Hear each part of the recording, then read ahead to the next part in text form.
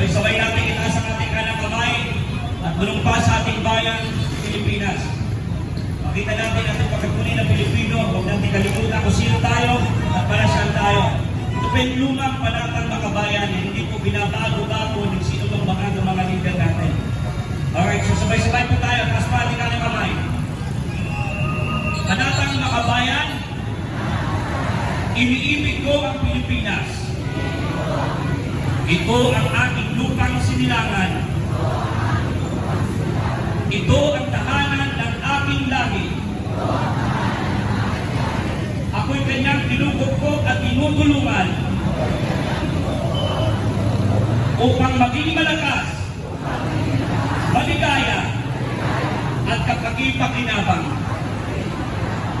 Bilang ganti, nagdiringin ko ang payo ng aking mga magulang